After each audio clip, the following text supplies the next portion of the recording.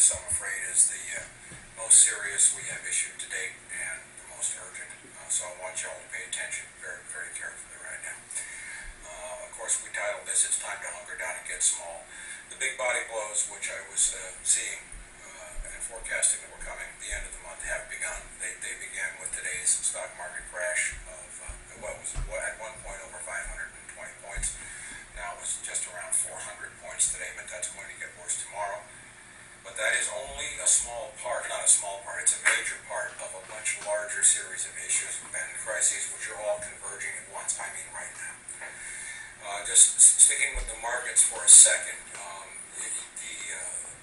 fall today was perfectly instigated by Ben Bernanke with his tepid Operation Twist program and his very damaging statements about extreme concern about downward pressure on the economy for the next 2 years. But that's in concert, and that's one thing I want to emphasize here throughout all the things we're going to discuss today, is that what's happening now is happening in concert, whether it's economic, financial, political, military, or diplomatic. It's all in concert now. Now what's coming back tomorrow? This massacre that happened today was just the beginning. Tomorrow might even be a stronger down push, because as I said in my Portland speech recently, and as I've been writing, that when the markets finally understood that the EU was toast, we would see a 500 to 900 point drop in one day. This just started today. It's going to get worse tomorrow because the European situation is not resolved. It's still worsening, and their clock is running out. And you'll see on the World News Desk all the stories we're putting up about how bad the European crisis is. But the timing of all that is extremely suspect. September 30th, the end of this month, is the end of the U.S. fiscal year, and there is no budget for the fiscal year, which begins October 1st. On top of that, we have reached the debt ceiling limit that was set, and funds for rebuilding, quote unquote, after Hurricane Irene and Tropical Storm Lee are not there, and they're going to have to come out of programs. But on top of this, the United States Congress is going on a week's vacation starting Friday. And they have literally just until tomorrow, Friday, September 23rd, to pass some resolutions to keep the government running after they come back. That may or may not happen, but I can guarantee that if there are no resolutions passed on Friday, then after Congress comes back the end of the month, we will be in a state of national emergency. That's a given.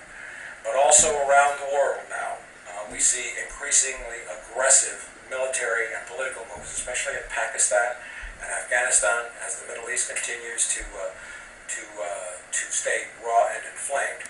Mahmoud Ahmadinejad today in the United Nations took some very broad, aggressive salvos diplomatically against the United States. All of this is being timed to happen at the same time. I wonder why the European Parliament is going on vacation for a week. I wonder why many government functions are being shut down and people are traveling. I don't know what the explanation for that is, and I haven't seen any credible theories explaining why, except for the fact that something very, very large is coming down, and it's coming down globally, not just in the United States. I've been emphasizing for a week or so, or more, 2 weeks. I did in my Portland speech. And thank you all very much for the feedback on the Portland speech. It's going viral. It's been viewed more than 5,000 times now, and I'm very grateful for that.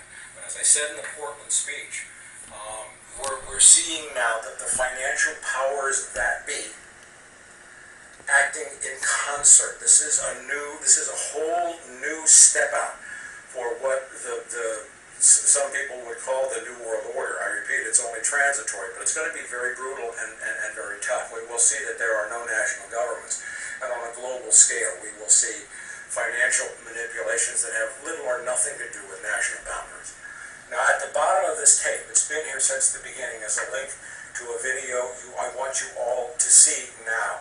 And the reason why I bring this video up, the Money Masters now, it's about 3.5 hours, but it's the best research documented produced video on money that I have ever seen. It's more than 10 years old. It was made in the mid-90s, but it nails it to a head. But now in these present circumstances, with the events happening all around us, maybe those of you who might not have heard what we've been saying for so long about the way money works will finally get it. But once you have watched that movie and place that movie in context with the events we are seeing now, you cannot help but be concerned. In addition to everything else that's going on, we had the murder of an innocent man in Georgia, Troy Davis, and we have 2 police officers in